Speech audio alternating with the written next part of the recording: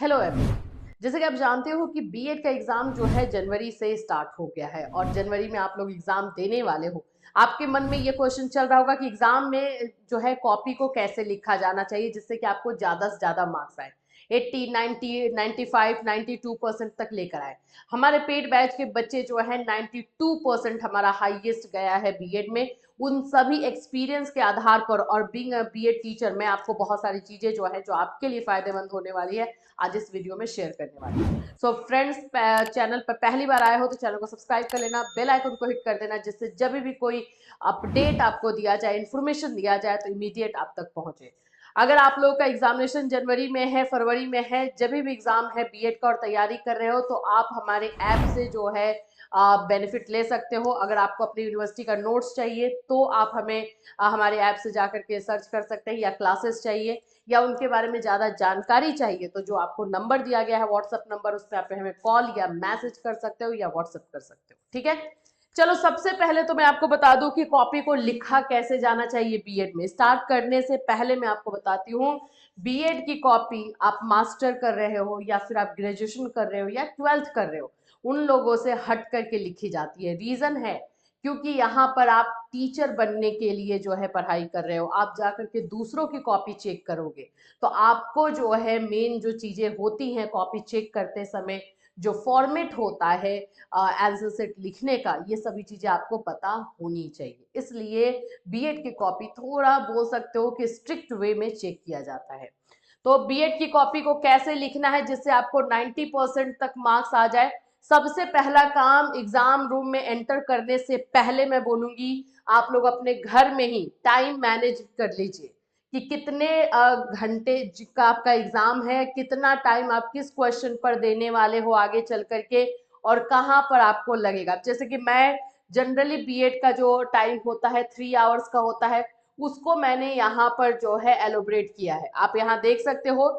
सबसे पहले तो मैं आपको बता दूं, अगर ऑब्जेक्टिव क्वेश्चन आप लोगों का पहले होता है ऑब्जेक्टिव, शॉर्ट एंड लॉन्ग, अगर इस फॉर्मेट आप में आपका एग्जाम हो रहा है तो ऑब्जेक्टिव क्वेश्चन के लिए आप 20 मिनट्स तक दे सकते हैं। 20 मिनट्स में चाहे आपके 10 क्वेश्चन हो, 20 हो, 15 हो, लेकिन 20 मिनट्स में आप उसको डिवाइड कर सकते हैं। इसमें टाइम आप अपने अकॉर्डिंग जो है ऊपर नीचे कर सकते हो।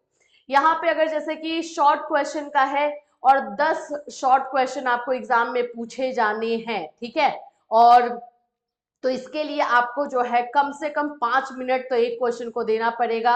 और मान लो कि 4 नंबर का शॉर्ट क्वेश्चन है तो 5 मिनट आपको देना होगा, तो इससे क्या हो जाएगा, ये पूरा 50 मिनट यहाँ कवर हो गया। 20 मिनट्स यहाँ कवर हो जाता है, 50 मिनट्स यहाँ कवर हो जाता है, 70 मिनट्स आपके हाथ से चला गया।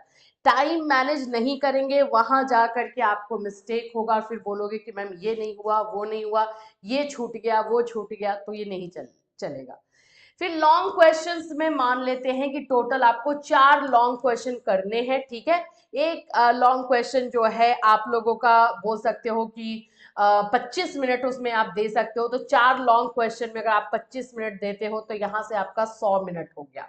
100 मिनट और यहाँ पे 70 मिनट, 170 मिनट आपने निकाल लिया है और आपके 3 घंटे का एग्जाम है।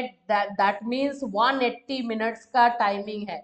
अभी भी आपका 10 मिनट बच रहा है। अब इस 10 मिनट में आप पूरी कॉपी को जो है अपना एनालिसिस करोगे, कहीं पे कुछ चीजें छूटी हुई हैं उसको अंडरलाइन करोगे। मतलब लास्ट में आपको 5 से 10 मिनट होना चाहिए ताकि कहीं कुछ ऐसी चीजें हैं जिसमें आप उसको क्लियर आउट कर सको, सही कर सको, अंडरलाइन कर सको जो चीजें आपको दिख रही हैं। तो इसके लिए आपको इस तरह से टाइम मैनेज करना पड़ता है और ये आप घर से ही करके जाओगे। मैं इसको बोलूंगी कि घर से करके जाओगे, एग्जाम रूम में बैठ करके इसमें 1 मिनट का भी टाइम नहीं दोगे। तो पहला तो होगा टाइम मैनेजमेंट, जो कि आपके लिए बहुत फायदेमंद रहेगा, अदरवाइज आता हुआ क्वेश्चन आप एग्जाम में नहीं करके आओगे। सेकेंड जो होगा कि एग्जाम में जो आंसर लिखना है उसका फॉर्मेट क्या होता है किसी भी क्वेश्चन का, नॉट ओनली कि लॉन्ग क्वेश्चन। आप शॉर्ट क्वेश्चन लिखो, लॉन्ग क्वेश्चन लिखो, ऐसे क्वेश्चन लिखो, किसी भी तरीके का क्वेश्चन लिखो, फॉर्मेट क्या रहता है। बीएड के एग्जाम में 3 फॉर्मेट आपको एनी हाउ फॉलो करना है।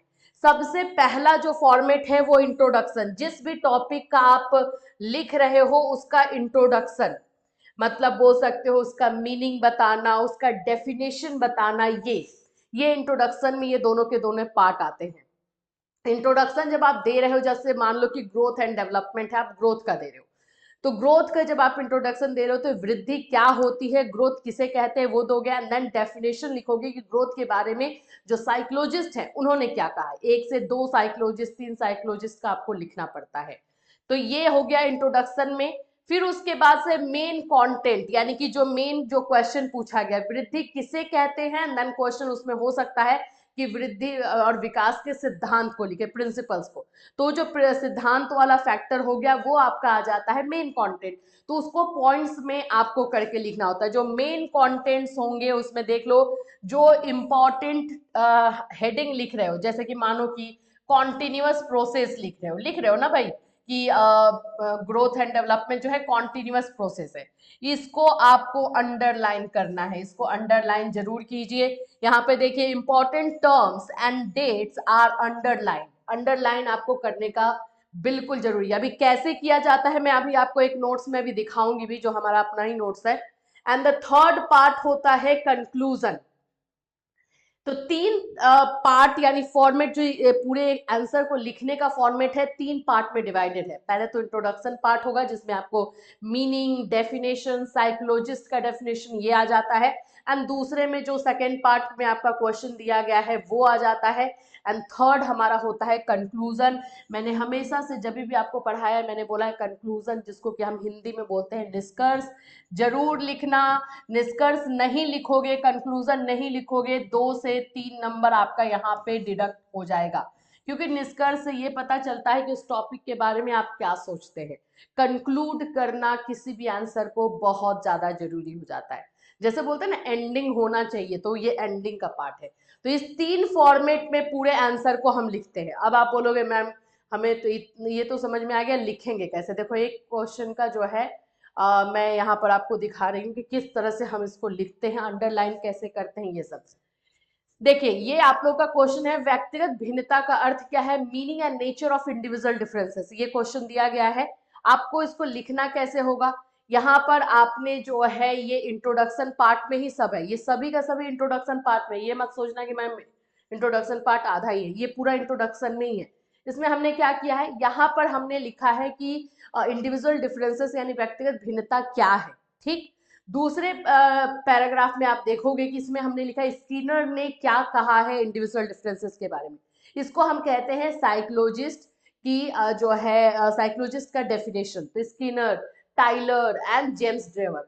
लॉन्ग क्वेश्चन में हम ये कोशिश करते हैं, ट्राई करते हैं कि 3 साइकोलॉजिस्ट या 3 फिलोसोफर का डेफिनेशन लिखें। तो हम यहाँ पर 3 इस तरह से लिखेंगे। अगर आप नोटिस कर रहे होगे तो यहाँ पे स्किनर ने लिखा है, मैंने अलग कलर से लिखा है। अगर आप ये कर लो तो अच्छी बात है, अदरवाइज स्किनर ने लिखा है करके आप इसको अंडरलाइन करो। अंडरलाइन इन्हीं चीजों को जो है करना जरूरी होता है। तो इस तरह से आप अपने क्वेश्चन का इंट्रोडक्शन पार्ट लिख सकते हैं। एंड द मेन पार्ट जो होगा वो आप लोग के बुलेट्स में होगा, पॉइंट्स में होगा, एंड द कंक्लूजन आप लोग को लास्ट के 4 लाइन में लिखना होता है। इस तरह से पूरा आंसर कंप्लीट होता है, ठीक। ये सब चीजें आप छोड़ोगे नहीं, या छोड़ोगे तो फिर जितना एक्सपेक्ट करके आ रहे हो कि मेरा इतना मार्क्स आना चाहिए वो आएगा नहीं, ये भी आप समझ लो। अब है कि जब भी क्वेश्चन करो तो उसमें फ्लो चार्ट या डायग्राम जरूर बनाओ।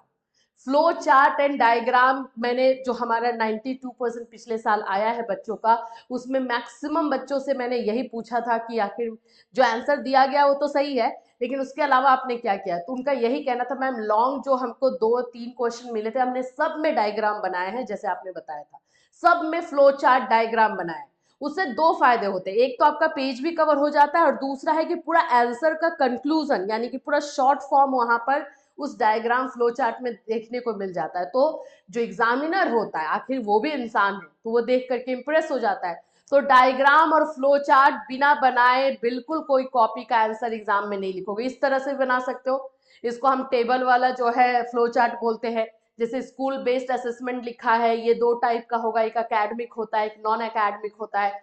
सेंट्रलाइज असेसमेंट है, इसके टाइप्स को इस तरह से, एक ये होता है आपको फ्लो चार्ट बनाना, और दूसरा इस तरह से बना सकते हो, ये आपको सर्कल वाला जो है जिसको हम बोलते हैं देखो, इसमें आपने सर्कल में मानो शिक्षा का अर्थ पूछा है तो एजुकेशन का मीनिंग लिख दिया और ऐसे एरो निकाल निकाल कर इसके बारे में आपने कर दिया, ये भी होता है। तो दोनों में से जिसमें भी आप कंफर्टेबल हो गए फ्लो चार्ट डायग्राम बनाने में, आप बिल्कुल बनाइए, लेकिन बिना बनाए लॉन्ग क्वेश्चन तो मत छोड़ो। शॉर्ट में अगर छूट भी जा रहा है तो ओके है, बट लॉन्ग में डायग्राम फ्लो चार्ट होना चाहिए। दिमाग में डालिए, रज्जू भैया यूनिवर्सिटी के बच्चों का एग्जाम जो है जनवरी में है, कुक बीएड स्पेशल जो है, बीएड स्पेशल जो होता है उनका एग्जामिनेशन है, और जिन जिन यूनिवर्सिटी का एग्जामिनेशन है, प्लीज ये सारी चीजों को अपने दिमाग में रखिए। सेमेस्टर वाला एग्जाम अब आपको दिखने को मिलेगा। और ये हमारा जो है ये भी इस तरह से आप लोग का आ जाता है, जब हम नोट्स भी बना के देते हैं तो हम ट्राई करते हैं कि डायग्राम एंड फ्लो चार्ट का एक बच्चों को झलक दिखा दे कि ये इस तरह से बना सकते हो। और यहाँ पे आपको हिंदी वाले बच्चे जो है इधर लिखेंगे, इंग्लिश वाले बच्चे ऐसे लिखेंगे, इस तरह से हमारा नोट्स कंप्लीट होता है। तो ये है कि कैसे आप एग्जाम में क्वेश्चन पेपर आंसर शीट में लिख करके 90% 85% मार्क्स जो है लेकर के एग्जाम में आ सकते हैं। बस कुछ कुछ चीजों को जो है फॉलो करना है, दिमाग में रखना है, और 90% आपके हाथ में है। तो इन सभी चीजों को फॉलो कीजिए। इससे रिलेटेड कोई और क्वेश्चन या क्वेरी है तो बिल्कुल हम आपके पास हैं, आपको पता ही है। इस वीडियो में कमेंट कीजिए या फिर आप हमें मैसेज कीजिए। Till then take care everyone.